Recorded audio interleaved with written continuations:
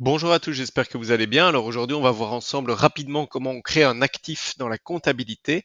Et donc c'est très simple. Pour ça, on va d'abord dans la comptabilité, il va falloir configurer les catégories d'immobilisation. Donc dans configuration, catégorie d'immobilisation, on voit que j'ai déjà une catégorie qui a été créée ici, donc ordinateur sur 3 ans. Je vais pouvoir donner le mode, est-ce qu'on est en linéaire, dégressif ou dégressif plus linéaire, la durée, donc 3 ans dans ce cas-ci, le compte de dépréciation, donc c'est le compte d'actif qui va m'être utile pour justement créer l'actif, et ensuite le compte de dépréciation qui va automatiquement générer les écritures par la suite.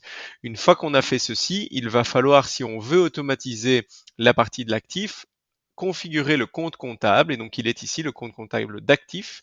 Si je clique dessus, je vais pouvoir aller dans la partie automatisation, et dans la partie automatisation, je vais pouvoir automatiser l'actif ou non. Soit le créer en brouillon, soit le créer et le valider directement. Donc ici, je vais le créer en brouillon, je vais choisir la catégorie d'immobilisation ordinateur 3 ans, et ensuite, je vais pouvoir créer une facture fournisseur, puisque l'actif va pouvoir être créé depuis une facture fournisseur. Lorsque je vais dans une facture fournisseur, je crée une nouvelle facture, et je vais simplement venir ici dire achat ordinateur. Donc ici, évidemment, c'est une facture PDF que vous aurez reçue, hein, donc il faudra encoder les bonnes informations, mais en admettant que le prix soit de 1000 euros dans ce cadre-ci, dès que je vais confirmer cette facture fournisseur, automatiquement, Odoo va me créer un modèle d'actif, pas un modèle, mais plutôt un actif dans ce cadre-ci. Je n'ai plus qu'à cliquer dessus. Lorsque j'arrive dessus, je vois la facture à laquelle il est lié, je vois la possibilité, donc la facture à laquelle il est lié est ici, je vois la valeur d'origine, la date d'acquisition, quelle catégorie, quelle méthode d'amortissement va être utilisée, etc. Je peux même faire un calcul d'amortissement de manière à pouvoir voir mon tableau qui va se calculer automatiquement. Et ensuite, une fois que c'est fait, je n'ai plus qu'à confirmer.